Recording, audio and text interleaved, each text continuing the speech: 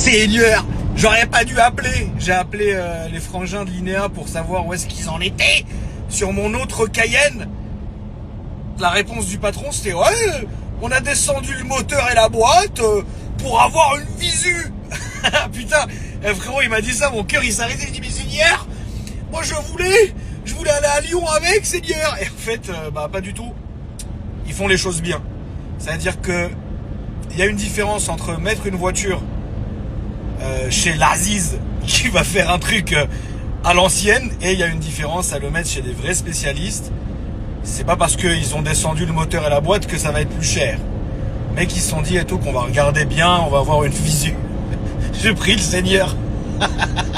Je prie le Seigneur que je vais le bloquer, frère. Il va pas m'appeler. Ouais, on a trouvé ça. Et on a trouvé ça en plus grâce à la visu. On a vu ça. Pas du tout, frérot. Frérot, il me dit, il y a ces 3 mécanos dessus. Et il sera prêt, si Dieu veut, fin de semaine. Je vous rappelle que en une semaine, ils ont changé les 2 turbos, changé la pompe à eau, ils ont fait un check-up complet moteur et boîte, ils vont changer un échangeur qui est mort, ils vont faire un check-up complet, etc. Et vous vous rendez pas compte, la famille, comment je suis content que mes beaux Cayennes, ils aillent chez ce genre de spécialiste-là. Parce que au moins, quoi qu'il arrive, tu sais que le mec qui fait ta voiture, il est aussi fou et passionné que toi. Et ça me fait vraiment plaisir, tu vois. Mais je vais le bloquer. J'ai pas envie. Imagine, il m'appelle et me dit, frérot, on a fait les compressions, Seigneur. Bah, t'as les 2 cylindres qui sont rayés. Déjà, Dieu merci, moi-même, j'ai fait le test du joint de culasse. Donc ça, ne le faites pas. Et surtout, mettez pas la petite caméra là pour voir la gueule des cylindres, parce que c'est sûr, il y en a au moins un qui est rayé. Ah non. Là, frérot, j'ai la boule au ventre. Comme quand tu sais, alors je vais vous donner un exemple concret quelque part.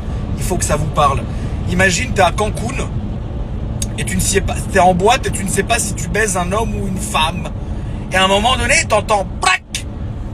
Merde, t'as pété le plastique. Et là, tu te dis merde, c'est fichu. Et tu retournes à Paris et t'attends, tu fais les tests et t'attends devant le labo comme ça. Eh ben moi j'ai cette peur là, qu'on m'appelle et qu'on me dise ouais le moteur il est mort. Je suis comme ça, j'ai peur comme ça. Voilà, je voulais partager ma peur avec vous, la famille.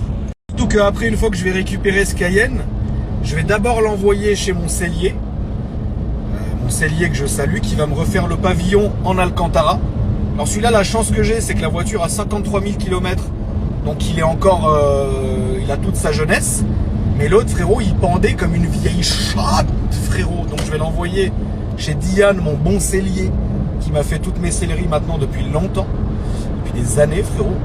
Et une fois qu'il sera passé chez mon sellier, là après on l'enverra chez le détailling. Et ensuite il finira chez Ahmad, une fois que tout est terminé, parce que c'est 1000 fois mieux. Une fois que la sellerie est faite, comment on appelle ça, il n'y a pas de carrosserie à faire sur celui-là si je dis plus de conneries.